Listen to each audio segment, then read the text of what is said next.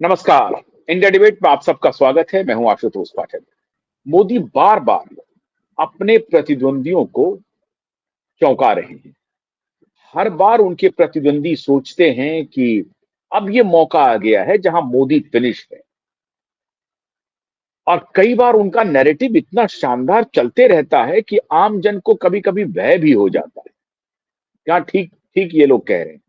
और अक्सर ये नैरेटिव चलाने वाले चुनाव के पहले बहुत एक्टिव हो जाते हैं और हर स्टेट में आपको लगेगा कि मोदी की नैया डूब गई है। भारतीय जनता पार्टी तो खत्म हो गई। याद कीजिए, लोकसभा चुनाव के बाद जब प्रतिद्वंदी को लगा, प्रतिपक्ष को लगा, ऐसे कह ले, जब उनको लगा कि लोकसभा चुनाव में हमने मोदी के रथ को रोक दिया, अब की बार 400 पार के नारे को हमने ला करके 240 पर रख दिया, तो उसके बाद प्रतिद्वंदी बहुत उत्साहित हो गए। और उसके बाद तो एक नैरेटिव चलने लगी हरियाणा में कि सुपड़ा साफ हो गया। याद होगा आपको, एक बड़े मशहूर सिफोलॉजिस्ट थे, आजकल कांग्रेस के करीबी हो गए हैं, मैं बड़ी इज्जत करता हूं उनका, योगेंद्र यादव जी हैं। उन्होंने हरियाणा के एक भाषण में कहा कि कांग्रेस के समर्थन में हवा चल रही है।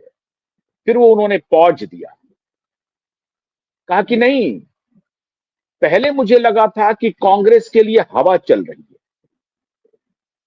फिर मुझे लगा कि कांग्रेस के लिए आंधी चल रही है, और फिर उनका बयान आया कि नहीं, न तो कांग्रेस के लिए हवा चल रही है, न तो कांग्रेस के लिए आंधी चल रही है, कांग्रेस के समर्थन में सुनामी चल रही है। और जब ये योगेंद्र यादव ने कहा कि कांग्रेस के समर्थन में सुनामी चल रही है, तो एक प्रकार से, चूंकि सिफोलॉजी में इनका एक बहुत बड़ा आधार भी रहा, लंबे समय तक ये सिफोलॉजिस्ट रहे हैं और बहुत ही क्रेडिबल इनकी सिफोलॉजी रही है, तो लोगों में ये चला गया कि योगेंद्र जी जो कुछ भी कह रहे हैं बिल्कुल सही कह रहे हैं। लोगों ने मान भी लिया। ऐसी परिस्थिति में सोचिए कि जब ये नैरेटिव सेट हो जाए और तब जब कोई खिलाड़ी मैदान में उतरे, वो कितना कठिन होगा। और मॉरल बहुत डाउन हो, 303 से 240 पे आ जाना, अपने तई सरकार, अपने बल पर जो 2 बार से सरकार बना रही थी पार्टी, वो इस बार सहायता से सरकार बनाई है। मतलब जिसको आप कहते हैं कि समर्थन, गठबंधन की सरकार हो गई ना। तो गठबंधन की सरकार वाले जो नेतृत्व है, उनको तो लगेगा कि साहब ये तो कह रहे हैं कि सुनामी आ रही है, अभी तक तो कह रहे थे हवा बह रही है, फिर आंधी, और उसके बाद कहा नहीं नहीं, ये दोनों नहीं, ना हवा है ना आंधी है, सुनामी है कांग्रेस के समर्थन में। हुआ ठीक इसके उल्टा। आज तक हरियाणा में भारतीय जनता पार्टी इस बहुमत से नहीं जीती थी जो हरियाणा में बीजेपी ने जीत दर्ज की। और वो भी तब जब अपना जो एलाय था इनका, जयंत की पार्टी का, अपने एलाय को तोड़ करके, जो चौटाला के परिवार के लोग थे उनको तोड़ करके अपने बल पर चुनाव लड़ा, मुख्यमंत्री को बदल करके 11 आवर में, और हरियाणा में जीत भूतो न भविष्यति हासिल की भाजपा ने। वही हुआ महाराष्ट्र में, वहां भी वही कहा गया कि बीजेपी तो खत्म हो गई, मुख्यमंत्री का वहां लड़ाई चल रहा था। लेकिन बीजेपी ने महाराष्ट्र में भी ऐतिहासिक विजय हासिल की। बिहार में भी वही नैरेटिव सेट करने की कोशिश की। बीच में एक प्लेयर आए, प्रशांत किशोर, और प्रशांत किशोर बीच में इस तरह से आगे बढ़ रहे थे, बल्कि अभी भी मैदान में हैं, वो मैदान से हटे नहीं है, लेकिन ऐसा प्रतीत होता है कि शायद प्रशांत ने सरेंडर कर दिया है और मुकाबला अब एनडीए और महागठबंधन के बीच में है। और महागठबंधन की हालत मित्रों ये है कि उनको किसी दुश्मन की जरूरत है ही नहीं। रहा सहा जो भी रही सही कसर थी, ये कांग्रेस के इतने बड़े नेता माननीय श्री राहुल गांधी जी ने पूरी कर दी। छठ के पावन मौके पर जो राहुल गांधी जी का बयान आया, जो घाट पर नरेंद्र मोदी जी गए थे, उसको लेकर के कहा कि ये ड्रामा है, नाटक करते हैं, वोट के लिए नरेंद्र मोदी स्टेज पर नाचने लगेंगे। नरेंद्र मोदी को बैठे बिठाए एक हथियार दे दिया राहुल गांधी। और हर बार राहुल गांधी चुनाव के पहले, मुझे तो कई बार शक होता है मित्रों कि Rahul Gandhi on behest of Modi campaign तो नहीं करते, क्योंकि राहुल गांधी एक प्रकार से गारंटी है मोदी की जीत का। जब तक राहुल गांधी अपोजिशन में रहेंगे, मोदी जीतते रहेंगे। तो मुझे तो कई बार यह भी लगता है कि नरेंद्र मोदी के सबसे बड़े अगर कैंपेनर हैं, सबसे बड़े अगर दोस्त हैं पॉलिटिकल, तो वो राहुल गांधी को, आपको बीजेपी को कुछ करना नहीं है। राहुल गांधी इसी प्रकार का अनर्गल बयानबाजी करेंगे और बीजेपी जीतते जाएगी। आप याद कीजिए महाराष्ट्र चुनाव के पहले किस प्रकार से राहुल गांधी ने वीर सावरकर को अपमानित करने का काम किया। करते रहे, बोलते रहे, जो कुछ भी उनके तरफ वोट आने वाला था वो भी उनको छोड़ करके चले गए। उनका अलाय उद्धव ठाकरे कहते रहे कि साहब ये सावरकर के बारे में आप अनाप शनाप मत बोलिए, आपको गलतफहमी है। सावरकर को एक बहुत बड़ा वर्ग महाराष्ट्र में देवता मानता है और आप उन्हें माफी वीर, माफी वीर, माफी वीर ये कह रहे हैं। खुद उनके अलाय सावरकर का नाम ले लेकर के जिंदा रहते हैं ये जो उद्धव ठाकरे हैं। ये सब कहते रहे, लेकिन राहुल गांधी माने नहीं। वो सावरकर को एंटोगनाइज करते रहे और हश्र क्या हुआ ये सबने देख लिया विधानसभा चुनाव में। अब राहुल गांधी यहां आए और छठ पूजा के में जो शिरकत किया नरेंद्र मोदी ने, उसको इन्होंने इशू बना दिया और उसको कंपेयर कर दिया ड्रामा से, नाटक से, नाच से। वीडियो वायरल होना शुरू हो गया तेजस्वी यादव के डांस का। यादव जो नृत्य कर रहे हैं, वो नृत्य वाला जरा वीडियो जरा सर्च करके निकालिए। सड़क पर तेजस्वी यादव जो नृत्य कर रहे हैं, सीख रहे हैं डांस, उसका वीडियो वायरल हो गया। एक तरफ राहुल गांधी का वो स्पीच चल रहा है और दूसरी तरफ सड़क पर जो ये डांस कर रहे हैं, रात को सीख रहे हैं नौजवानों के साथ, वो वीडियो चल रहा, ये वायरल हो गया, चारों तरफ वायरल हो गया। अब इसका जवाब कौन दे? अब ये जो कथनी है और करनी है, इसमें मेल किसका हो गया? इनके पार्टी के पार्टनर का हो गया, तेजस्वी यादव का हो गया। और लोग उनके ऊपर टूट पड़े साहब। और फिर बहुत बहुत बहुत सारी आपत्तिजनक बातें भी कही गई परिवार के बारे में मैं उसका जिक्र यहां पर करना अनुचित मानता हूं। लेकिन राहुल गांधी ने सेल्फ गोल कर लिया। अब नरेंद्र मोदी इसको मुद्दा बना चुके हैं कि ये कह रहे हैं कि हम ड्रामा करते हैं, नाटक करते हैं। अब वो कह रहे हैं कि ये महिलाओं का अपमान है, 13 करोड़ जनता का अपमान है। राहुल गांधी को समझ में आता नहीं है कि छठ महापर्व महापर्व क्यों कहलाता है। छठ महापर्व का अपमान है। और अब धीरे धीरे धीरे धीरे धीरे धीरे ये लोगों के मन मस्तिष्क में छाता जा रहा है कि राहुल गांधी को न बोलने की तमीज है, न पॉलिटिकल उनको एक्यूमेन है। अब कितना वक्त उनको चाहिए और कितना वक्त चाहिए राहुल गांधी को? ये तस्वीर देखिए, ये तेजस्वी यादव डांस कर रहे हैं, ये तेजस्वी यादव डांस कर रहे हैं। और ये नरेंद्र मोदी नहीं है, ये जो तस्वीर है ना, ये तेजस्वी यादव की तस्वीर है। अब ये वीडियो वायरल हो रहा है, तो राहुल गांधी सेल्फ गोल कर लेते हैं। राहुल गांधी को पता नहीं है कि हम क्या बोलेंगे, उसका उसका रिएक्शन क्या होगा, जनता किस रूप में उसे स्वीकार करेगी, ये इल्म ही नहीं है राहुल गांधी को। राहुल गांधी की पॉलिटिकल इमेच्योरिटी का खामियाजा पूरी पार्टी भुगत रही है। लेकिन पार्टी के साइकोफेंट राहुल गांधी को यह बात बता नहीं पा रहे हैं। ये उनको ब्लंटली नहीं कह पा रहे हैं कि भाई आपका पॉलिटिकल एक्यूमेन है ही नहीं, आप चुनावी कैंपेन के लिए जाइए मत। आपको ये मालूम नहीं है कि जनता किन शब्दों से, किन भाषा के प्रयोग से जनता आकर्षित होती है। जनता को कैसे आप अपने तरफ आकर्षित करें। नेगेटिव कैंपेन से आप जनता को खुद की तरफ आकर्षित नहीं कर सकते हैं।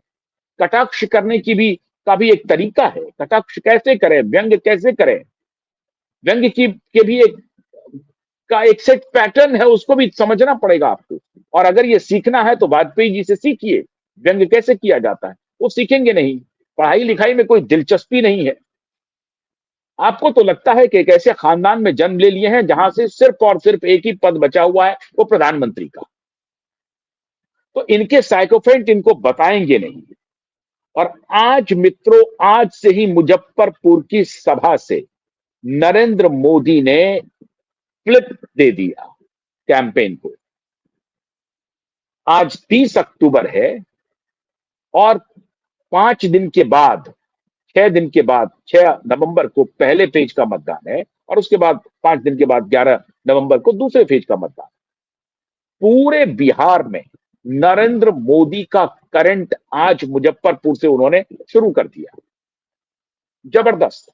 अभी बीच में कुछ डिस्प्यूट करने की कोशिश की गई कि एनडीए के बीच में सीटों के तालमेल को लेकर के नीतीश कुमार नाराज है और नीतीश कुमार एनडीए गठबंधन छोड़ करके महागठबंधन की तरफ चले जाएंगे। और ये भी तिकड़म लगाया, महागठबंधन की तरफ से लगाया गया कि तेजस्वी यादव को मुख्यमंत्री घोषित कर देते हैं, भारतीय जनता पार्टी नीतीश कुमार को मुख्यमंत्री घोषित नहीं करेंगे, और इसके बाद बीच में हम लोग क्या करेंगे कि आरजेडी के उम्मीदवार को जेडीयू वाला जिताएगा और जेडीयू वाले को आरजेडी वाला जिता देगा। और फिर बाद में क्या करेंगे कि नीतीश कुमार को तो मुख्यमंत्री बनाएंगे नहीं, तो हम तो नीतीश कुमार टूट करके हमारे तरफ आएंगे, हम उनको मुख्यमंत्री स्वीकार कर लेंगे और इस प्रकार से एनडीए को केंद्र में टॉपल कर देंगे। इतना फूहड़, इतना फूहड़ पॉलिटिकल इमेजिनेशन आप कल्पना नहीं कर सकते। मतलब उनको लग रहा है कि भारतीय जनता पार्टी में सारे मूर्ख बैठे हैं, सारे मूर्ख बैठे हैं। उनको यह समझ में नहीं आएगी ये बात कि नीतीश कुमार दे सकते हैं धोखा, तो नीतीश कुमार को कैसे मनाया जाए। तो बोल देंगे साहब कि ठीक है, हमारे मुख्यमंत्री के उम्मीदवार हैं। भारतीय जनता पार्टी चाहती नहीं है मुख्यमंत्री बनाना, ये बात पक्की बात है, लेकिन नजाकत है वक्त का कि बीजेपी को स्वीकार करना पड़ेगा। और जैसे महागठबंधन वाले चाल चल रहे हैं, उस चाल को भारतीय जनता पार्टी आराम से उस चाल को मात दे दिया। ये जो शह दिया गया था, आराम से मात दे दिया। भारतीय जनता पार्टी ने हेड ऑन कहा कि सीएम की कोई वैकेंसी नहीं है, और भारतीय जनता पार्टी के तर्क में दम है। भारतीय जनता पार्टी ने कहा कि साहब 42 सीट है उनके पास, फिर भी हम उनको मुख्यमंत्री बनाए हुए हैं, तो कल को अगर कम सीट भी आएगी तब भी हम मुख्यमंत्री बनाएंगे। मतलब ये जो लार्जर इनकी प्लानिंग थी कि नीतीश कुमार को मोदी से लड़ाया जाए और इनको भीतरघात करके इनका अलायंस तोड़ दिया जाए। मैं आज फिर कह रहा हूं, नीतीश कुमार पर फिर भी मुझे तो भरोसा नहीं है, भारतीय जनता पार्टी को भरोसा नहीं होगा। वो उनको रणनीति बना करके नीतीश कुमार को साथ में रखना पड़ेगा। ये सिर्फ रणनीति का खेल है और भाजपा को कभी ना कभी हैंड्स ऑन लेना पड़ेगा। तो ये रणनीति चल रही है अविश्वास, लेकिन विश्वास करके दोनों का एक एक जो ये जो मैरिज है, ये मैरिज अविश्वास का मैरिज है। इसमें कोई शक नहीं है, इसमें कोई शक नहीं है कि भारतीय जनता पार्टी परेशान हो चुकी है, नीतीश कुमार से परेशान हो चुकी है। लेकिन नीतीश कुमार हैं एक ऐसी शख्सियत कि हर तरह का समझौता करके वो महागठबंधन में भी जाने के लिए तैयार हो जाएंगे, बस एक बार उनको फिर कुर्सी का ये हो जाए। वो अंदर अंदर अपने लोगों को बोलते रहते हैं, इसमें कोई शक ही नहीं है। नीतीश कुमार वो काम कर सकते हैं। भारतीय जनता पार्टी को हेड ऑन लेना पड़ेगा नीतीश कुमार को, आज नहीं तो कल। अगर बीजेपी को स्थापित होना है बिहार में, तो इतने वर्षों से वो संघर्ष कर रही है लेकिन अपने तय आई नहीं है। एक बात पक्का मान लीजिए, महागठबंधन वालों की रणनीति को भारतीय जनता पार्टी तोड़ती रहेगी और नीतीश चाह करके भी महागठबंधन में अगर जाएंगे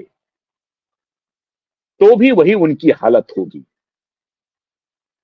और अंदर की खबर मैं बताता हूं, अगर इस बार नीतीश कुमार ने कुछ भी किया, कुछ भी इस तरह की बात हुई, भूचाल आएगा।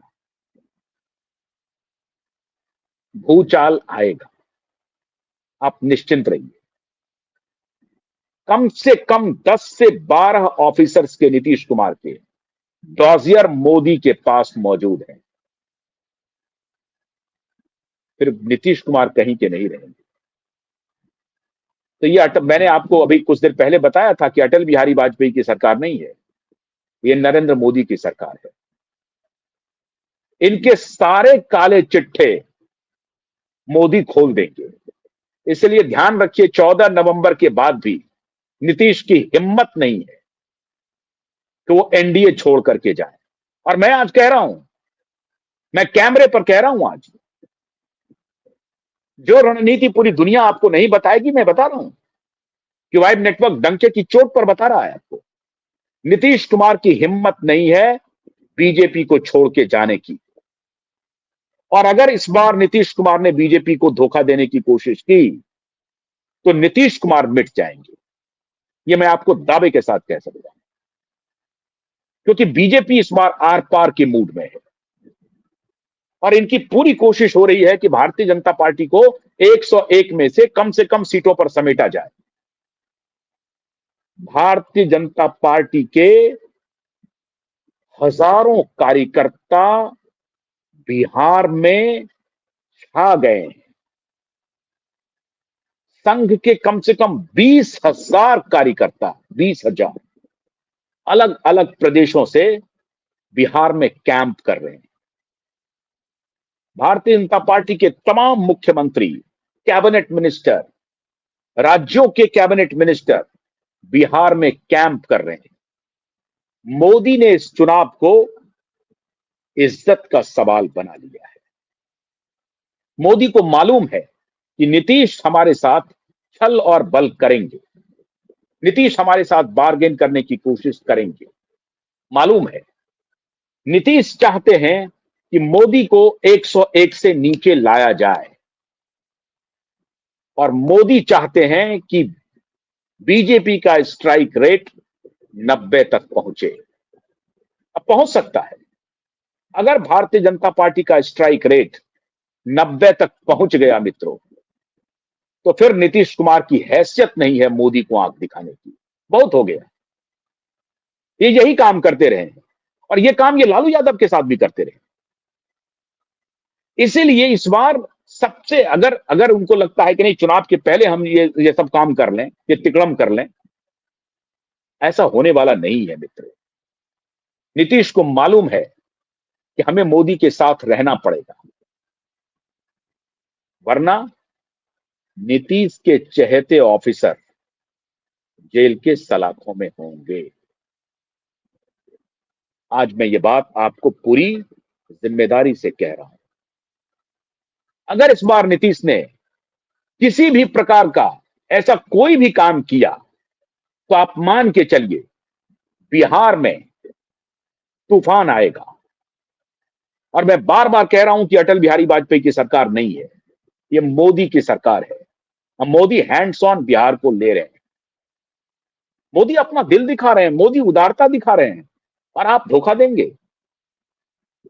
आपको स्वयं, आप 20 साल तक मुख्यमंत्री रहे, 20 साल तक आपको स्वयं दूसरे के लिए रास्ता छोड़ना चाहिए। अपनी पार्टी के किसी दूसरे नेता को दीजिए, स्वजाति को दीजिए, कोई दिक्कत नहीं है।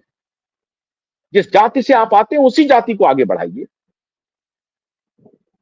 लेकिन इसमें भी कोई शक नहीं है कि वर्तमान अवेलेबल लीडरशिप में नीतीश सबसे अच्छे हैं, यह भी सत्य है। बिहार में जितने अवेलेबल लीडर्स हैं, इसमें नीतीश सबसे अच्छे हैं। लेकिन नीतीश अगर इस बार धोखेबाजी का खेल करेंगे तो भारतीय जनता पार्टी इस बार बर्दाश्त नहीं करेगी। और ठीक चुनाव के पहले उन्होंने ऐसा करने की कोशिश की कोशिश उन्होंने। लेकिन मैं आपको कह रहा हूं कि मामला बहुत टेढ़ा है। आप नरेंद्र मोदी और अमित शाह को हल्के में मत लीजिए। नरेंद्र मोदी और अमित शाह की नजर एक एक मूव पे है, एक एक सीट पर है, एक एक नेता पर है कि नीतीश कुछ कर सकते हैं, नीतीश कुछ कर सकते हैं। और अगर नीतीश करेंगे तो उस पोजीशन में हमें क्या करना पड़ेगा। आज मुजफ्फरपुर से मोदी जिस भाव में दिखाई पड़ रहे हैं, आप समझ लीजिए कि अगले 11 दिनों में मोदी की आंधी बिहार में चलेगी। उनका पूरा कुनबा कंसर्टेड होकर के, फाइन ट्यून होकर के काम कर रहा है, जबरदस्त तरीके से। और मैं हैरान हूं कि प्रशांत किशोर जो एक प्लेयर इमर्ज किए थे, प्रशांत अब धीरे धीरे, जैसे जैसे ये चुनाव नजदीक आएगा, प्रशांत धीरे धीरे हथियार डाल देंगे। और इसका शक मुझे पहले से था कि यही होने जा रहा है। जब मोदी उतरेंगे मैदान में तो माहौल मोदीमय होगा। मोदी के साथ साथ सैटेलाइट मीडिया के सुरमा उतर गए और ऐसे ऐसे जगह से जाकर के रिपोर्टाज कर रहे हैं जिसका इंपैक्ट हो रहा है। सोशल मीडिया अटा पड़ा है, अटा पड़ा है। सैटेलाइट मीडिया की बॉम्बार्डिंग हो रही है। और नीतीश इस बार किसी भी सूरत में, आप लिख लीजिए, बीजेपी का दामन नहीं छोड़े। भरोसा फिर भी नहीं है, छोड़ सकते हैं, छुड़वाया जा सकता है, लेकिन अगर ऐसा हुआ तो मैंने जैसा आपको कहा कि ये इस बार आर पार होगा। और ये फिर चुनाव नहीं होगा, ये युद्ध होगा, ये युद्ध होगा, ये मल्ल युद्ध होगा, समझ लीजिए आप।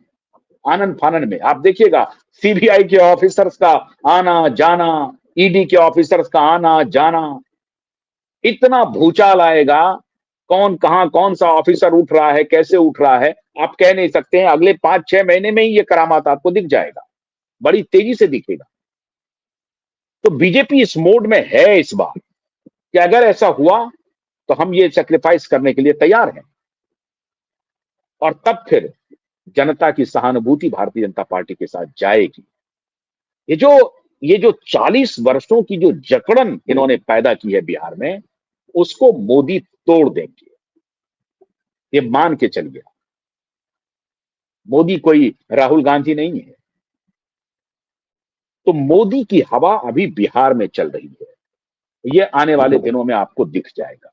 और बीजेपी का स्ट्राइक रेट, जो यहां लोगों से हमें सूचना मिल रही है कि अंततः जिस प्रकार से बीजेपी के कैंडिडेट अभी जेडीयू के नेताओं के लिए काम कर रहे हैं, लोजपा के लिए काम कर रहे हैं, कुशवाहा की पार्टी के लिए कर रहे हैं, उससे धीरे धीरे लगता है। और अब तो अमित शाह ने कह भी दिया कि कोई वैकेंसी नहीं है भाई, मुख्यमंत्री बनेंगे, आपको मुख्यमंत्री की कुर्सी चाहिए, दे रहे हैं, उसके बाद खेल मत करिए आप।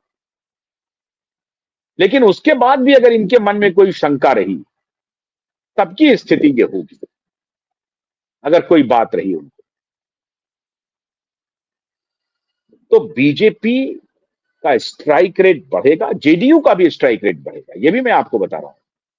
नीतीश की छवि है, नीतीश का अपना वोट बैंक है, इसीलिए भारतीय जनता पार्टी को कभी कभी उनके सामने सरेंडर भी करना पड़ता है। नीतीश की छवि बरकरार है, नीतीश ने अच्छे काम किए, इसमें भी कोई शक नहीं है। तो लेकिन जो कुछ गड़बड़ियां हैं, उसको बीजेपी अभी तक नजरअंदाज करती रही है। वो गड़बड़ी जो है, धोखा देने पर इस बार खुलेगी, इस बार खुलेगी। क्योंकि आपको मैं एक स्टेटमेंट बताता हूं। महाराष्ट्र में मुख्य अमित शाह जाते हैं और कहते हैं कि अगली बार 2029 में अपने बल पर सरकार बनाएंगे। ये कॉन्फिडेंस कहां से ला रहे हैं? इसका मतलब है कि उनको सिक्योर है बिहार, बिहार से वो सिक्योर हो चुके हैं। बिहार में उनको पता है कि कुछ नहीं होगा, नीतीश जी नहीं जाएंगे हमारे साथ, हमारा साथ छोड़कर। और एक और डेवलपमेंट हो गया है मित्रों, वीडियो थोड़ा लंबा हो रहा है, लेकिन टॉपिक मैं आपको बताऊं तो अगर उस पर आज मैं चर्चा करना चाहूं तो उसको मैं कल करूंगा कि कैसे ट्रंप ने मोदी के सामने फाइनली सरेंडर कर दिया। इस पर मैं कल चर्चा करूंगा। तो बिहार में अभी मोदी की आंधी आज से शुरू हो गई है और ये ब्रूटल ट्रुथ है, ब्रूटल ट्रुथ। ये मैं मोदी की तारीफ में कुछ नहीं कह रहा हूं, सच्चाई यही है। आप जिधर जाएंगे, जिनसे भी पूछेंगे, उन जातियों में भी, जिन जातियों की ठेकेदारी महागठबंधन वाले लेकर के बैठे हैं, उनमें भी बहुत सारे लोग कह रहे हैं कि नहीं, मोदी ने काम किया है, मोदी हमारे नेता हैं। अब वो वोट देंगे कि नहीं देंगे वो कहना मुश्किल है। मोदी की पॉपुलैरिटी बरकरार है, नीतीश की भी पॉपुलैरिटी बरकरार है। तो एनडीए का जीतना लगभग तय है। सीटें कितनी आएंगी, 150 आएंगी कि 160 आएंगी, ये मैं नहीं कह सकता। दूसरी तरफ असदुद्दीन ओवैसी जी बहुत एक्टिव हो गए हैं और उनकी सभाओं में बहुत जबरदस्त भीड़ जा रही है। और उनका नैरेटिव है कि 17% को डिप्टी सीएम का भी पोस्ट नहीं दिया, और ये मैसेज मुसलमानों में जा रहा है। तो मुसलमान का एक मुस्त तेजस्वी के साथ वोट चला जाएगा, मुझे लगता नहीं है। जाएगा, अधिकतर परसेंटेज उनके साथ जाएगा, टूटेगा नहीं, ये बात सही है। लेकिन ओवैसी बहुत साइजेबल इसमें वोट काटेंगे और मुसलमान इसके लिए तैयार भी है। मुसलमान इसके लिए तैयार है क्योंकि उनको मालूम है कि नीतीश यहां रहेंगे तो हम सुरक्षित हैं, कोई दिक्कत नहीं। और वो बीजेपी को भी अब मुसलमान धीरे धीरे उनको लगने लगा है कि बीजेपी के साथ दुश्मनी हमें और लंबे समय तक के लिए बढ़ाने की आवश्यकता नहीं है। आहिस्ता आहिस्ता मुसलमान के ऊपर बहुत जबरदस्त काम हो रहा है। और मैं आपको बताऊं, संघ के जो 16,000 कार्यकर्ता हैं, वो सब मुस्लिम बस्तियों में कैंप कर रहे हैं, उनको कन्विंस कर रहे हैं, उनको बतला रहे हैं कि या तो हमें आप दीजिए या फिर अपना मुस्लिम नेता तैयार कीजिए, इनके साथ मत जाइए। ये काम कर रहे हैं। अब वो कितना इंपैक्ट करता है कहना मुश्किल है। इसलिए मैं कह रहा हूं कि भारतीय जनता पार्टी की हजारों की संख्या में वो कार्यकर्ता जो दूसरे स्टेट से आए हैं, उनका जो कैंप है वो बहुत तेजी से काम कर रहा है। और ये सब आपको इलेक्शन में देखने को मिलेगा। बीजेपी के लिए ये बहुत ही प्रतिष्ठा का चुनाव है, खास तौर से मोदी के लिए। तो मोदी इस चुनाव को हारना नहीं चाहते। हाँ, नीतीश से वो भी सतर्क हैं, नीतीश भी उनसे सतर्क है। दोनों की अपनी अपनी पॉपुलैरिटी है। दोनों देख रहे हैं कि भाई धोबिया पछाड़ दोनों को कैसे दें। ये सब चल रहा है अंदर अंदर। बावजूद इसके दोनों एक पॉइंट पर अग्री कर रहे हैं कि साहब हमको आप कुर्सी दे दीजिए, हम आपको दे देंगे, कोई बात नहीं है, चलाइए। लेकिन कभी ये देखिए, अगर हमारी पार्टी बड़ी पार्टी बनकर के आती है तो इस पर विचार भी कीजिए। वो सारी बातें अब ये देखना है कि मोदी नीतीश को कैसे मनाते हैं और नीतीश कैसे मान जाते हैं या नहीं मानते। ये आने वाला वक्त बताएगा, ये तो अलग बात है। लेकिन मोदी की, मैं ये नहीं कह रहा हूं योगेंद्र यादव की तरह कि सुनामी हो गई है, लेकिन मोदी की हवा जरूर बह रही है, जरूर बह रही है। बहुत बहुत शुक्रिया। नमस्कार।